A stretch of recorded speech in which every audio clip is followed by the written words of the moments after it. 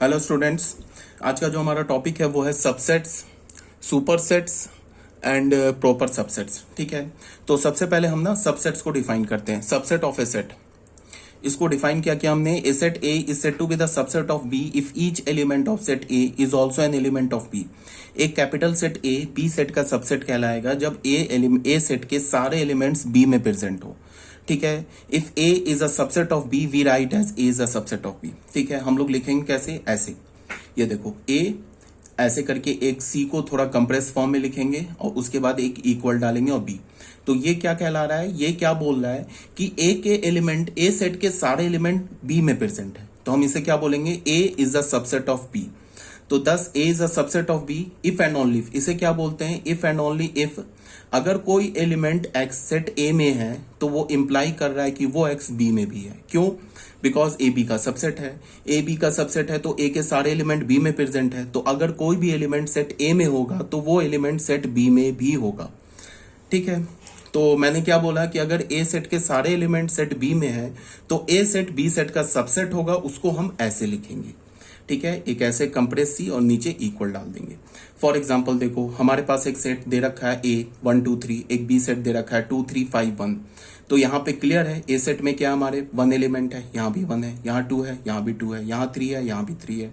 तो A set के सारे एलिमेंट बी में प्रेजेंट है तो हमने क्या लिखा, A is a subset of B. ठीक है, फिर यहाँ देख लो, ए सेट में क्या हमारे पास 1 2 3 और बी सेट में क्या 2 3 1। यहाँ एक्चुअल में क्या है कि सेट ए और सेट बी आपस में इक्वल है। तो सेट ए बी आपस में इक्वल है तो ए के सारे एलिमेंट बी में होंगे एंड बी के सारे एलिमेंट किस में होंगे, ए में होंगे। तो इस केस में क्या होगा, ए बी का सबसेट होगा एंड बी भी ए का सबसेट होगा। ठीक है, तो हम ऐसे लिखेंगे, A is the subset of B and B is the subset of ए।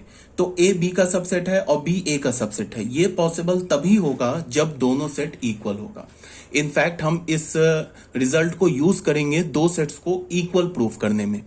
मान लो कि अगर हमारे पास ऐसे गिवन है कि proof that set A is equal to set B, और अगर हम ये शो कर पाए कि A set is the subset of B and B set is the subset of A, तो प्रूफ हो जाएगा A set is equal to B set. ठीक है, यहां तक आगे बात समझ में। अब थर्ड पॉइंट पे आ जाओ। हमारे पास एक सेट ए दे रखा है 2 3 5 और सेट बी दे रखा है 1 2 3 5। तो यहां पे क्या है, क्लियर है कि ए सेट के एलिमेंट क्या है 2 3 5, यहां भी 2 3 5 है। तो ए बी का सबसेट है, A is the subset of B but B is not, A is the subset of B but B is not the subset of A. B A का सबसेट नहीं है। देख लो यहाँ पे क्या हमारे पास 1 एलिमेंट है ना बी में, ये ए में तो नहीं है। तो B is not the subset of A but A is the subset of B. तो अगर ए बी का सबसेट है तो बी ए का सुपर सेट होगा। ठीक है, अगर ए बी का सबसेट है तो बी ए का क्या होगा, सुपर सेट होगा। तो हमने क्या लिखा, ऐसे लिखा, तो A is the subset of B, इसे हमने क्या बोला, A is the subset of B. और यहाँ क्या बोला, बी इज द, बी लिखा, बस कुछ नहीं है, बी ऐसे लिखा, इसको ऐसे घुमा दिया। उसके बाद क्या हो गया, ये B is the super set of A, B क्या हो जाएगा, ए का सुपर सेट हो जाएगा।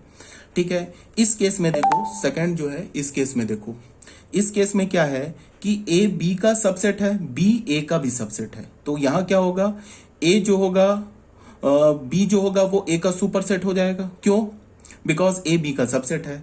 और ए जो होगा वो भी बी का सुपर सेट हो जाएगा। क्यों? बिकॉज बी ए का सबसेट है। ठीक है ना। तो ये थर्ड हो गया हमारा, थर्ड एग्जांपल हो गया। अब फोर्थ एग्जांपल में आ जाओ। यहाँ पे पास हमारे पास क्या दे रखा है, एक सेट 1 2 3 और यहाँ क्या दे रखा है 2 3 4। तो ऑब्वियस सी बात है, यहाँ पे जो 1 एलिमेंट है वो बी में प्रेजेंट नहीं है। तो ए जो सेट है वो बी का सबसेट नहीं है। तो ए बी का सबसेट नहीं है तो हम उसे कैसे लिखेंगे, सबसेट का बना लेंगे, ऐसे क्रॉस कर देंगे। इसका क्या मतलब हो गया कि A is not the subset of B. अगर ए बी का सबसेट नहीं है तो बी ए का सुपर सेट भी नहीं है। ठीक है, तो अभी तक मैंने क्या बोला, फर्स्ट एग्जांपल जो मैंने first subset of A set में क्या बोला कि एक set capital A capital B set का सबसेट कब कहलाएगा, जब ए सेट के सारे एलिमेंट बी सेट में प्रेजेंट हो। अगर ए सेट के सारे एलिमेंट बी सेट में है तो हम क्या बोलेंगे, set A is the subset of set B. और अगर सेट ए बी सेट का सबसेट है then B set is the super set of set A. ये बात आ जानी चाहिए समझ में, कोई डाउट नहीं है। अब बच्चों यहाँ पे क्या है, एक टर्म आता है proper subset of A set. Proper subset का क्या मतलब होता है, तुम इसको थोड़ा ऐसे समझो। देखो क्या है कि जैसे हमने क्या बोला कि ए सेट है, अगर हमने बोला कि every element of set A, every element of set A is present in B, present in set B. अगर हमने ऐसे बोल दिया ए सेट के सारे एलिमेंट बी सेट में प्रेजेंट है, अगर हमने ऐसे बोला तो इसका क्या मतलब हो गया, ए बी का सबसेट हो गया। हम सबसेट को कैसे लिखते हैं, ऐसे कंप्रेस सी, उसके बाद एक ऐसे इक्वल का साइन बनाते हैं। तो ये इसका क्या मतलब हो गया, अगर हमने ऐसे लिखा इसका क्या मतलब है, A every element of set A is present in B. तो यहां पे बच्चों ना, यहां पे दो कंडीशंस आ गए, ऐसे लिखने में दो कंडीशंस आ गए। ठीक है, क्या कंडीशन आ गया वो देखो। अगर हमने लिखा ऐसे लिखा ना, तो यहां पे ऐसे दो कंडीशन हो गया। एक तो ये हो गया ऐसे, जैसे हमने लेस देन इक्वल्स टू पढ़ते हैं ना, सेम उसी तरह less than equals to type है। और यहां पे क्या हो गया, A is equal to B. इसका क्या मतलब है, इसका क्या मतलब है, इसका मतलब है कि एवरी एलिमेंट ऑफ सेट ए, यहां पे मैंने ऐसे इक्वल का साइन नहीं लगाया, तो इसका क्या मतलब है, every element of set A present in set B. A के सारे एलिमेंट बी में प्रेजेंट है, but B have some extra element which is not present in A. इसका क्या मतलब है, सेट ए के सारे एलिमेंट तो सेट बी में है, बट बी में कुछ एक्स्ट्रा एलिमेंट भी है। इस बात को हम ऐसे भी बोल सकते हैं कि ए के सारे एलिमेंट बी में तो है, बट ए सेट और बी सेट आपस में इक्वल नहीं है। ठीक है, एक तो ये हो गया, ऐसे लिखने को बता रहा हूं। अगर ऐसे लिखा है तो एक तो ये ऑप्शन हो गया। अगर मान लो सेट ए और सेट बी अननोन है और मैंने इतना इंफॉर्मेशन दे दिया कि ए सेट के सारे एलिमेंट बी सेट में प्रेजेंट है, तो एक केस तो ये हो सकता है, क्या हो गया कि ए सेट के सारे एलिमेंट बी सेट में है, बट ए और बी इक्वल नहीं है। अगर ऐसा हो गया तो भी ए सेट के सारे एलिमेंट सेट बी में है। ऐसा अगर हो जाए कि सेट ए और सेट बी दोनों इक्वल हो जाए, तो भी ए सेट के सारे एलिमेंट सेट बी में है, तो भी ए बी का सबसेट हो जाएगा। समझ रहे हो बात को। तो ऐसे लिखने में क्या हो गया कि ये भी पॉसिबिलिटी कवर हो गई, ये भी पॉसिबिलिटी कवर हो गई। अगर ये पॉसिबिलिटी है कि ए सेट के सारे एलिमेंट बी में है बट ए और बी इक्वल नहीं है, तो भी ए बी का सबसेट हो जाएगा। अगर ए सेट और बी सेट इक्वल है तो भी ए बी का सबसेट हो जाएगा। तो जनरली आईआईटी जेईई में क्या करते हैं कि अगर ए बी का सबसेट है तो वो ऐसे लिखते हैं, अगर ए बी का सबसेट है तो वो ऐसे लिखते हैं। उसमें दोनों पॉसिबिलिटी कवर हो गई। इसमें पहली पॉसिबिलिटी ये वाली भी कवर हो गई कि ए सेट के सारे एलिमेंट बी में है बट ए और बी सेट इक्वल नहीं है। ये भी पॉसिबिलिटी कवर हो गई कि ए और सेट बी इक्वल है। इस केस में भी ए बी का सबसेट हो जाएगा, इस केस में भी ए बी का सबसेट हो जाएगा। इस केस में क्या होता है कि जब ए के सारे एलिमेंट बी में प्रेजेंट है बट ए सेट और बी सेट इक्वल नहीं है, मतलब बी में कुछ एक्स्ट्रा एलिमेंट भी है, तो हम ए सेट को बी सेट का प्रॉपर सबसेट बोलते हैं। क्या बोलते हैं, प्रॉपर सबसेट। आ रही है मेरी बात समझ में। तो इस केस को हम क्या बोलते हैं, प्रॉपर सबसेट बोलते हैं। तो ऐसे करके ऐसे क्या लिखेंगे, आईआईटी जेईई के जितने भी एग्जाम्स होते हैं या जो भी कॉम्पिटिटिव एग्जाम्स होते हैं उसमें ऐसे लिखता है ए सेट और बी सेट। अगर ए सेट बी सेट का सबसेट है तो उसको ऐसे लिखेगा। एनसीईआरटी में क्या है कि एनसीईआरटी देख लो, एनसीईआरटी के लिए बता रहा हूं और आईआईटी जेईई दोनों का अलग अलग नोटेशन है। आप ऑब्वियस सी बात है बोर्ड के लिए एनसीईआरटी को फॉलो करोगे। एनसीईआरटी में सबसेट को क्या लिखेगा, वो ऐसे लिखेगा, एनसीईआरटी में ऐसे लिखेगा। ठीक है, और प्रॉपर सबसेट को वो ऐसे लिखेगा, and is not equal to B.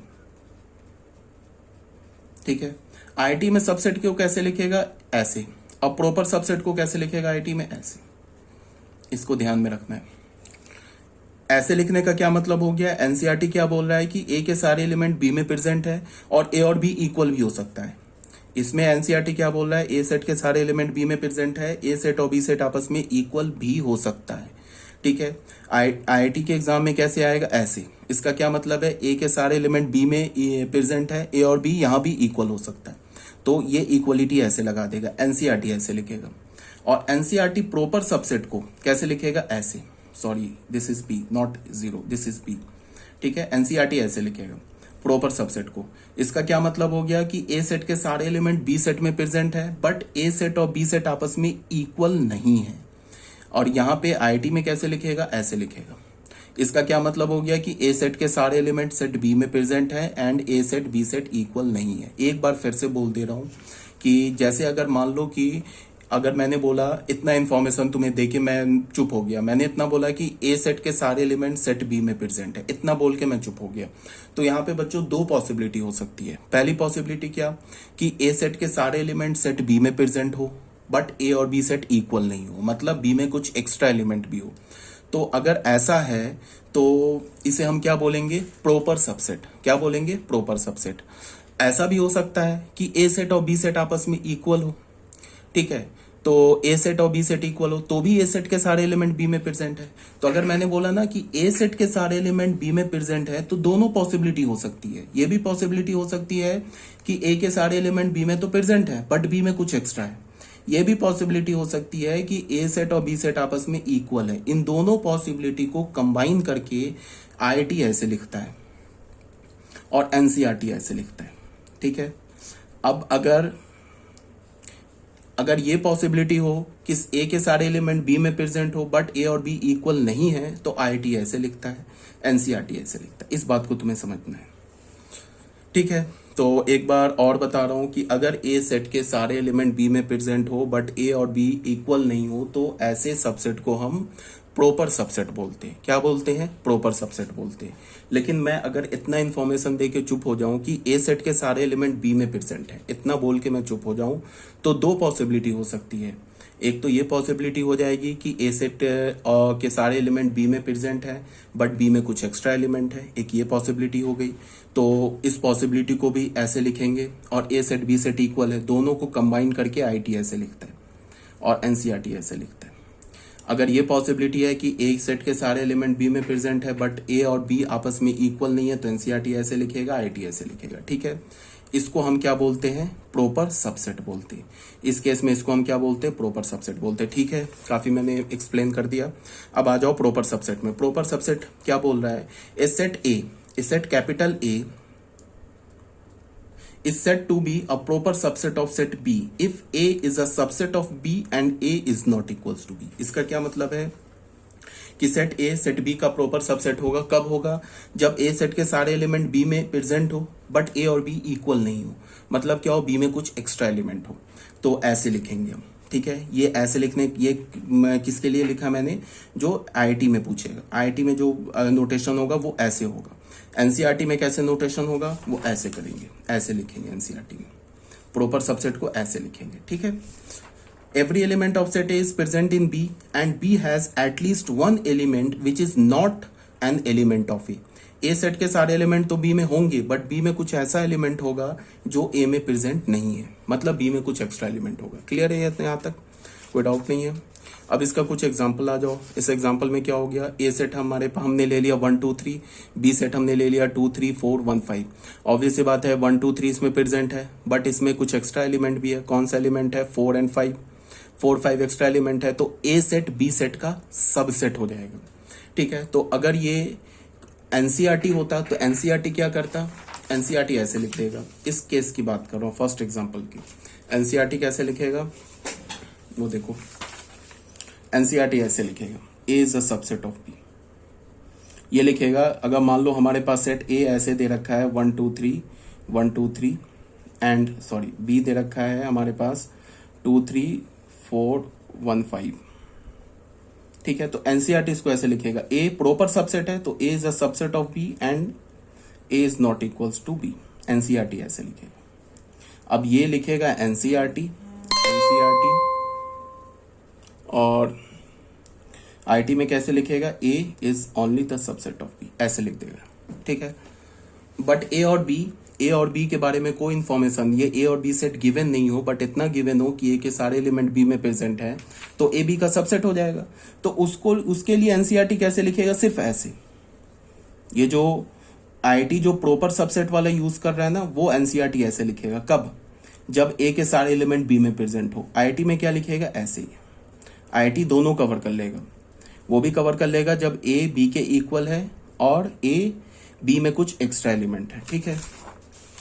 तो यहां पे देख लो, सेकंड में आ जाओ। अब ए हमारा 1 2 3 दे रखा है, बी हमारा क्या दे रखा है 2 3 1।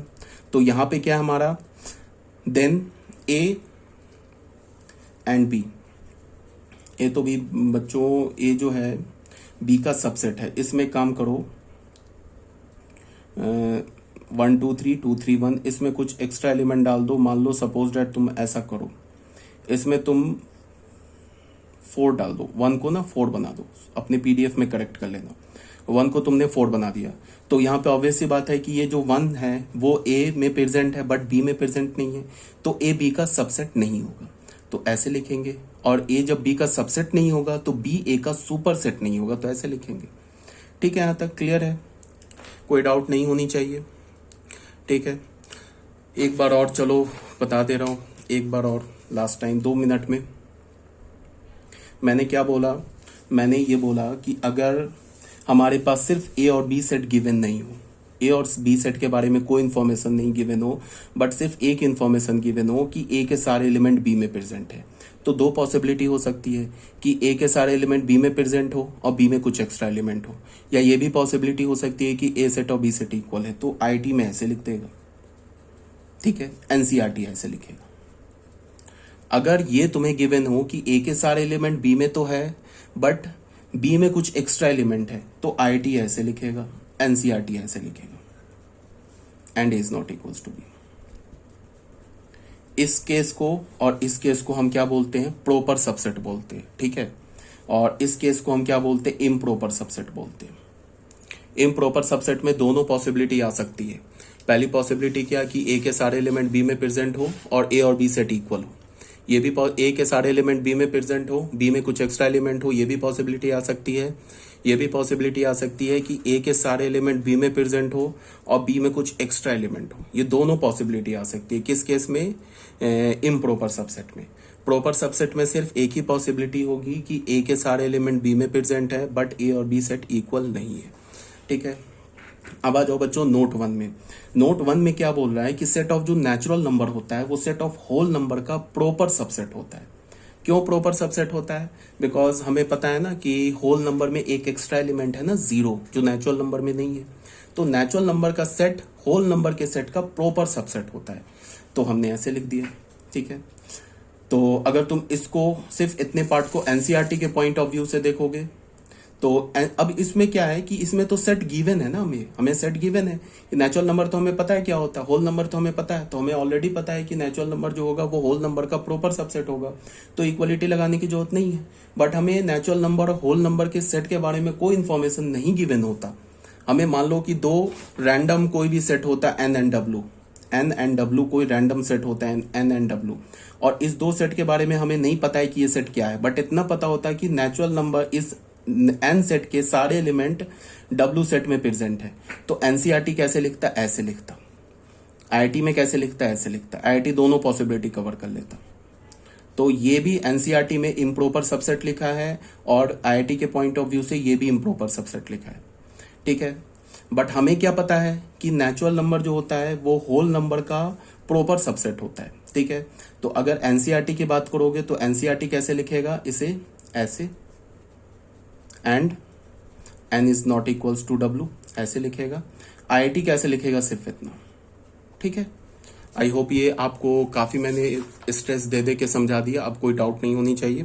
तो ये मैं लिख रहा हूँ, यहाँ देख लो। हमें नेचुरल नंबर होल नंबर तो पता ही ऑलरेडी क्या होता है, तो हमने क्या किया कि natural number is the proper subset of whole number. Again, whole number is the proper subset of integers, and integers is the proper subset of rational number, and rational number is the proper subset of real number. अब एक number आएगा complex number, इसको तुम 11th class में पढ़ोगे, 3rd या 4th chapter NCERT का। काफ़ी इंटरेस्टिंग चैप्टर है, इसे हम इन डिटेल पढ़ेंगे।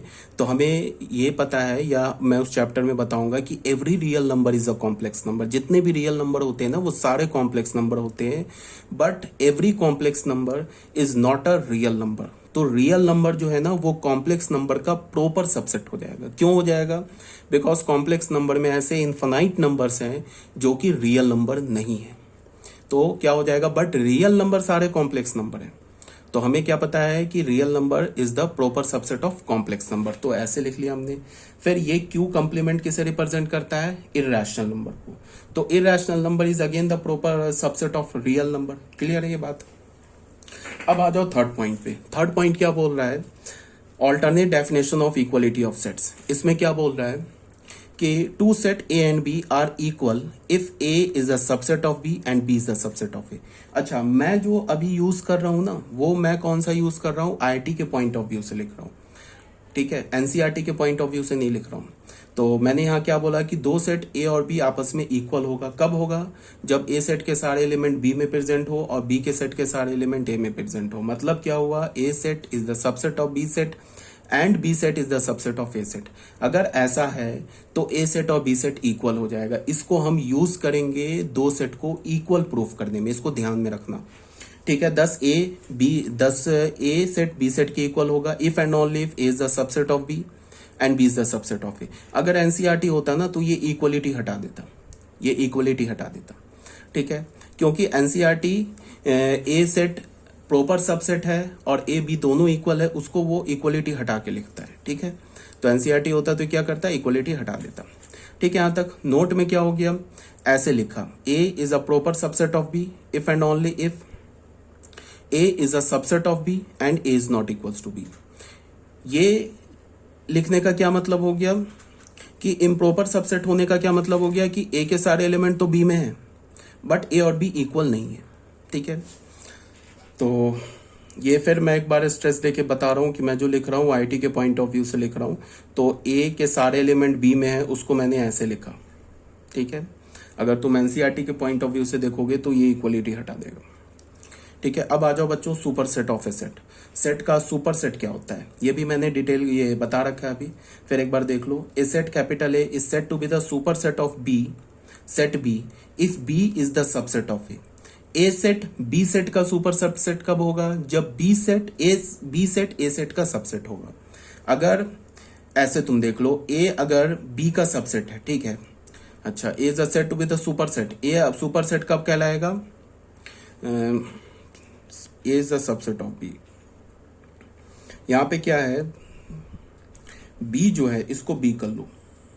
B is the said to be the super set of set A if A is the subset of B. A क्या होगा? बी का सबसेट होगा। ठीक है, तो अगर ए बी का सबसेट है तो हम क्या बोलेंगे? बी ए का सुपर सेट है। ठीक है, अगर ए बी का सबसेट है तो ये फिर मैंने क्या लिखा है? आईटी के पॉइंट ऑफ व्यू से लिखा है। एनसीईआरटी होता तो क्या करता? इसे ये इक्वलिटी हटा देता। बिकॉज हमें क्या पता है कि बी जो सेट है ना is the super set of A if A is the subset of B. ये ए लिखा है बच्चों, ए बी का सबसेट है तो ए बी का सबसेट है तो इतना ही पता है ना कि एक सेट के सारे एलिमेंट बी में प्रेजेंट है।